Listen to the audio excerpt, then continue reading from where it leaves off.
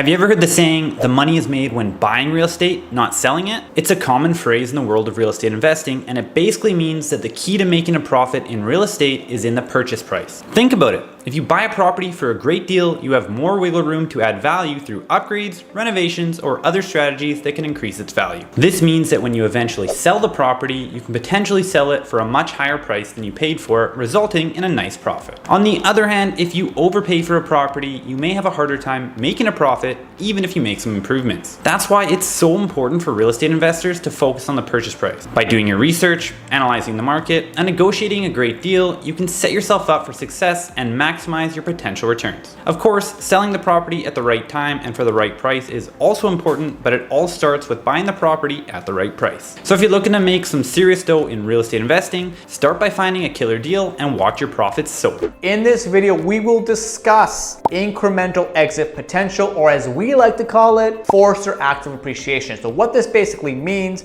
is that when there is an investor who has deliberate, intentional, strategic ways to increase the property value above and beyond what the current market value is, that is putting in sweat equity, putting in effort. You are actively increasing the appreciation of the said property. The goal of forced appreciation is to increase the value of the property beyond what it would appreciate naturally. What this can do is you can get higher rental income, higher resale value, and overall a higher ROI no matter what metrics you're using. However, one caveat, if you over improve a place and it does not proportionately or disproportionately increase the incremental value, you can actually diminish your return on investment. So there is a sweet spot on how much to renovate for your forced appreciation. There are several ways that investors can create forced appreciation, including the following. Renovations and upgrades. By making improvements to the property, such as upgrading the kitchen, adding a bathroom, or installing new flooring, investors can increase the value of the property. Repositioning. This involves changing the use of a property to increase its value. For example, an investor might convert a commercial property into residential units or vice versa. Next is increasing income.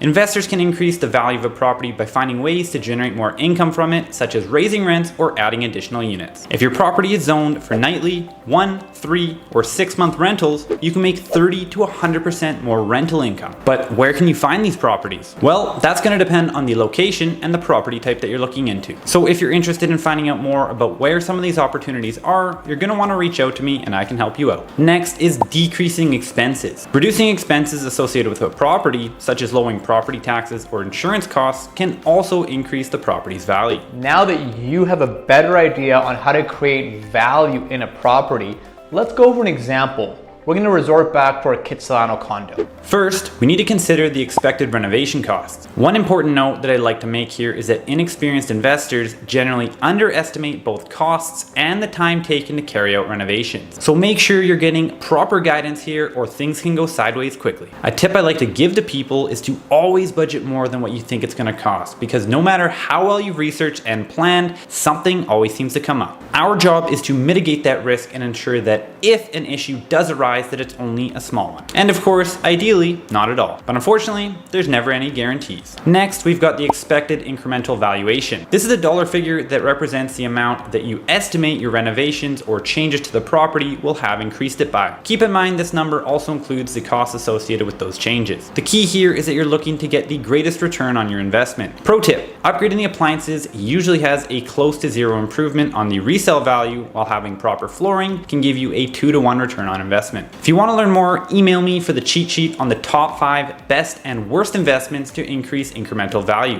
Now that we have both the cost of the renovation and the amount that we predict it will increase the property's value by, we can calculate the return on investment. To do so, you will simply take the expected incremental valuation and subtract the expected renovation costs. This will leave you with a dollar figure that represents the gross profits you are expected to make. For this example, we see that $100,000 minus $50,000 leaves us with a $50,000 profit. Not too shabby. What we then want to do is turn that dollar figure into a return percentage. This can be done by taking the expected renovation costs and dividing it by the ROI dollar figure amount and then multiplying it by 100. So in this example, we see that we would expect a 100% return. What sorts of renovations create the highest return, Alex? I assume it depends on your time frame, but what do you suggest? Great question, Paul. To see the best returns in the short term, these are going to be things such as fresh paint, new flooring, updated lighting, and adding smart home technology are going to be the best bang for your buck. When it actually comes time to sell the property, staging and landscaping, if applicable, depending on what sort of property it is, can be a quick and effective way to increase the sale price of your home. Now, in regards to the long term, you're going to see the best return when making changes like updating the kitchen, bathrooms, taking down walls to open up the floor plan, and adding a suite if possible. All of which are going to provide you the best ROI in terms of renovations. Before we finish this video, we just want to leave you with a couple of key points to consider. Many investors who are new to the process choose to do the renovations themselves in order to save on labor costs. This can be a great way to keep more capital early on in your investing career, which can help you both mitigate your risk by reducing your costs, but it's also a cost to you based on your time. We call this sweat equity. Another thing to be very aware of is that when you sell your property, you usually are taxed, and that's called a capital gains tax. One very important caveat with increasing the property value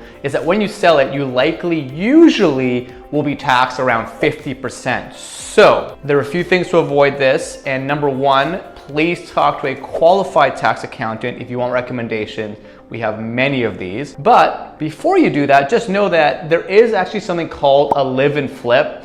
And basically, it's off the rule that if you're doing the renovations while you live in the property, therefore it is your primary residence, there's a capital gains tax exemption when you sell a primary residence. As long as you're there at least for 12 months, there are ways to avoid this. Again, do your homework, but be very aware of what the end goal could look like for you.